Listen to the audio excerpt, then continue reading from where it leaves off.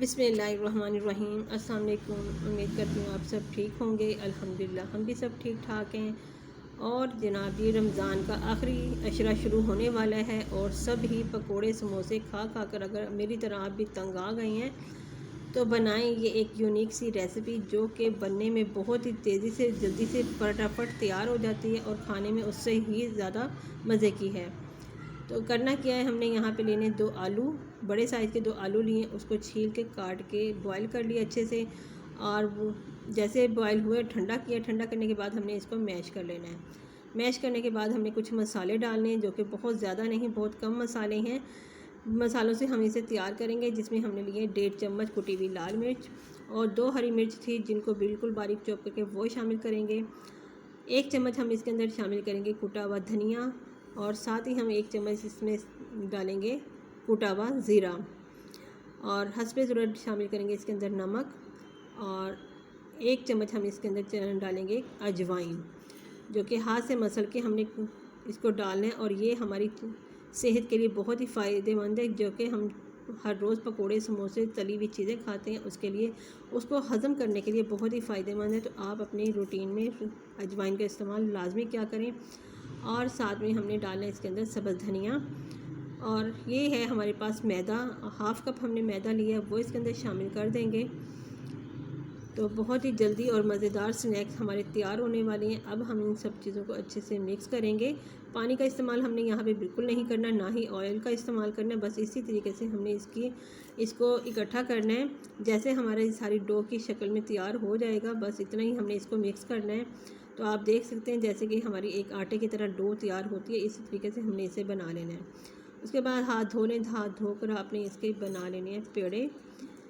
पेड़े हमने बहुत बड़े नहीं बनाने, दरमियाने यानी कि साइज़ के, उससे भी छोटे पेड़े हमने बना के तैयार कर लेने हैं। जितना भी हमारे पेड़े तैयार होते हैं इसके करेंगे।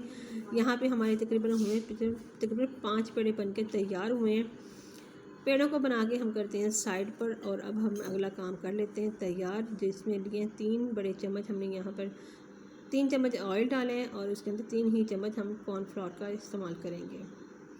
इसकी एक सर्विस तो जैसे एक गाढ़ा सा हम घोल तैयार करेंगे, जैसे कि बहुत ज़्यादा गाढ़ा भी ना हो और ना ही पतला हो, बस इतना हमने इसको तैयार करना है, क्योंकि ये हमारे स्नैक्स को क्रिस्पी क्रंची बनाएगा और लच्छेदार बनाएगा। इसको जैसे हम पराठों के लिए तैयार करते हैं, बस इस तरीके से हमने इसका घोल बना के तैयार करना है।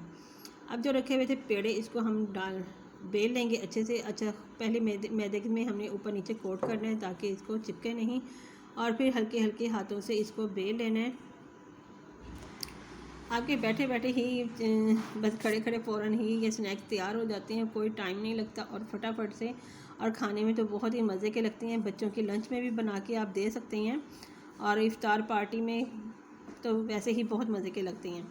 तो इस तरीके से आपने सारी रोटियां बना के तैयार कर लेनी। अगर अच्छा साइडों से अगर ये थोड़े बहुत मतलब कि टूटें तो इसकी आपने फ़िक्र नहीं करनी, ये सब कवर हो जाएगा।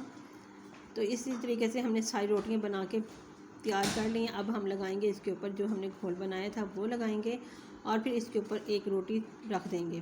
फिर से हमने इसके ऊपर वही लगाना है घी और कॉर्नफ्लोर, और उसके बाद फिर से हमने इसके ऊपर रोटी रख लेनी है। इस तरीके से हमने सारी रोटियां ऊपर नीचे रख के तैयार कर लेनी है। यहाँ पर हमने सारी रोटियों को ऊपर नीचे रख दिया है और अब हम जो आखिरी रोटी है उसके ऊपर भी घी लगाएंगे और इसे साइडों से दोनों तरफ से मोड़ देंगे इस तरीके से, और दोनों हाथों से इसे प्रेस करेंगे ऊपर से, और हल्के हल्के हाथों से ऊपर से बेलन से प्रेस कर देंगे।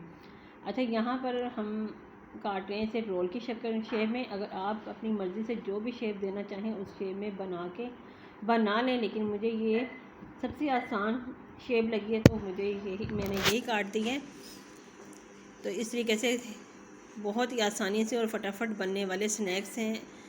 तो आप भी एक बार ज़रूर ट्राई कीजिएगा, आपको भी बहुत मज़ा आने वाला है। तो ऑयल को हमने पहले ही गर्म होने के लिए रख दिया था। आप देख सकते हैं कितने अच्छे लच्छे वाले हमारे स्नैक्स बने हैं।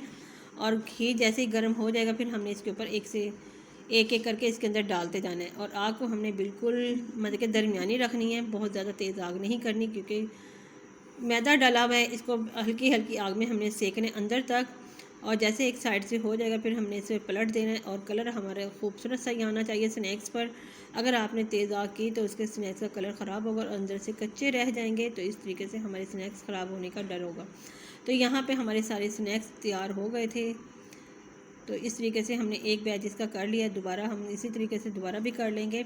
तो उम्मीद करती हूँ आपको आज की रेसिपी पसंद आई होगी, और अगर रेसिपी पसंद आई है तो लाइक कर दें, शेयर कर दें और कमेंट कर दें, और नई वीडियो आने तक मुझे दें इजाज़त। और स्नैक्स को चाहे तो आप केचप के साथ या मीठी चटनी के साथ जिस चीज़ के साथ सर्व करेंगे बहुत ही मज़े के लगेंगे।